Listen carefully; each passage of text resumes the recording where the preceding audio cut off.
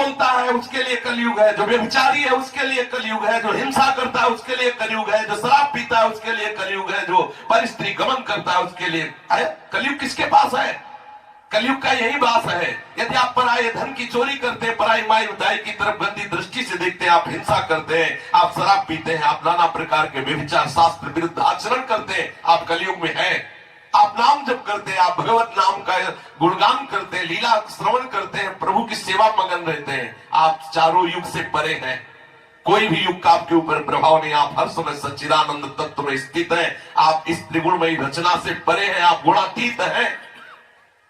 जो ये कहते हैं कि कलयुग में भगवत प्राप्ति बहुत दुर्लभ है, हमें लगता है कलयुग में सबसे सरल है भगवत प्राप्ति। भगवान श्री व्यास देव जी महाराज एक बार सुंदर स्नान कर रहे थे और स्नान करते हुए कुछ श्लोक बोलते जा रहे थे और मुनिगण गए थे व्यास जी से वार्ता करने। बहुत से मुनिगण एकत्रित होकर एक प्रश्न करने गए थे भगवान व्यास देव जी के पास। अब व्यास देव जी आनंद मगन होकर के हरि गुणगान करते हुए गंगा में स्नान कर रहे थे। मुनियों को देखा आया हुआ तो त्रिकालज्ञ है भगवान व्यास देव जी, तत्काल जान गए और गंगा में डुबकी लगाया और उच्चारण किया कि कलयुग ही श्रेष्ठ है, कलयुग ही श्रेष्ठ है। और मुनि यही पूछने गए थे, मुनि ही पूछने गए थे, फिर पुनः डुबकी लगाए और बोले कलयुग ही श्रेष्ठ है, धन्य है जिनका जन्म कलयुग में हुआ है, धन्य है उनका जन्म जो कलयुग में हुआ है। मुझे कहा आश्चर्य, हम जो पूछना चाहते थे वही भगवान व्यास देव जी। तो व्यास देव जी से कहा कि महाराज आप गंगा जी में खड़े होके बोल रहे हैं।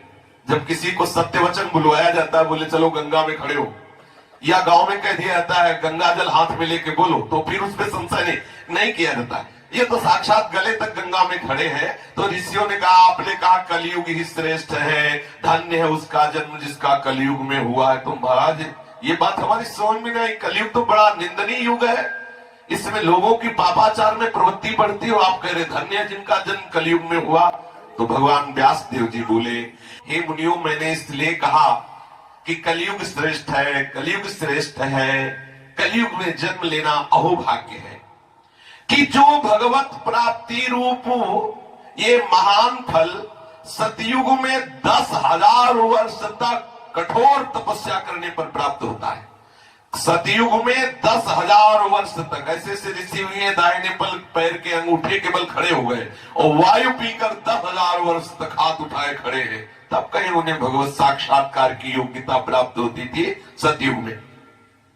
ब्रह्मचर्य, अखंड ब्रह्मचर्य और निरंतर मंत्राकार वृत्ति और बहुत ही सदाचार परायण, तब त्रेता में 1 वर्ष में उनको ऐसी अनुभूति होती थी कि मैं भगवत प्राप्ति की योग्य हो रहा हूं।